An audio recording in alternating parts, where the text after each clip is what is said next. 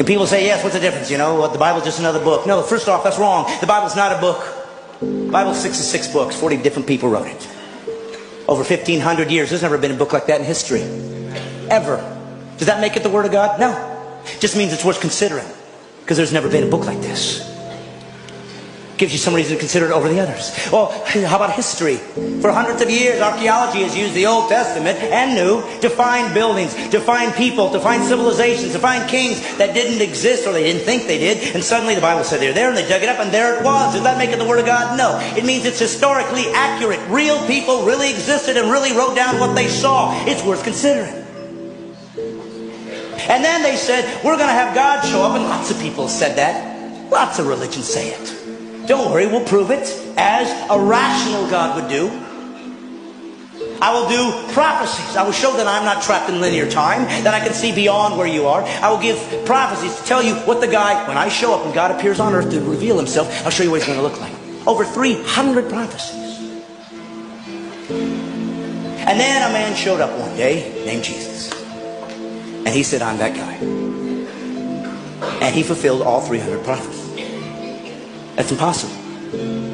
People could say, well, yes, they just wrote it afterwards and filled it all in. But we know that the first Greek translation of the Old Testament was done 250 years before Jesus was born.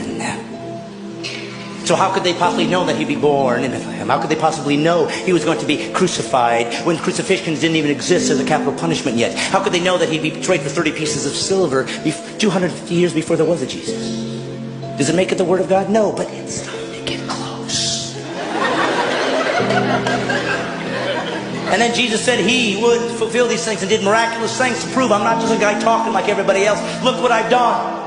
And some people believed and some didn't. That's how humans are. And then he said this, I'm going to prove it to you. I'm going to die. And I'm going to come back to life. Nobody's ever done that. And he died. And all those who were with him 3 years ran in fear, as would all of us. And they ran away and they said, I guess that we were wrong. And then something happened. Something happened that made all these guys come back and be willing to be martyred for this belief system, except for one. Of course, John was sent off, but everybody died a martyr's death. What was it for? Because they thought they were going to get rich? There was no riches here. There was no riches.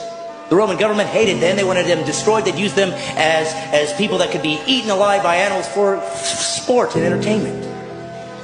You were kicked out of your culture. The Jews weren't going to take you in, so there was no value there. There was nothing good here. There was nothing here to gain. And they all still died for what? Because they found a new religion? No, for one reason. They said this. I saw him die.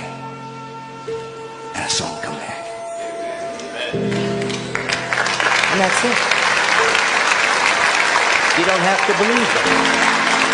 And why did he die? So you could have a perfect life? No, so you didn't have to go to hell. Well, I don't believe in a God who would send people to hell. He didn't give hell for you. That's what's great about Christianity. It gives you all the answers. Hell was created for the devil and his angels. But it was part of the rules he put into nature, into the nature that we live in. Anybody that would rebel against him, this is where they go. So once we did that, he could have bailed out. Sorry, you're going to hell. He did. He said, don't worry, kids, I'm coming down. So if you go to hell, you chose it. And you will not sit there and argue with them. You'll know what you've done. And if you're an atheist, let me tell you something. That's your dilemma. If we all die and there is no God, it's just eternal unconsciousness, you'll never know.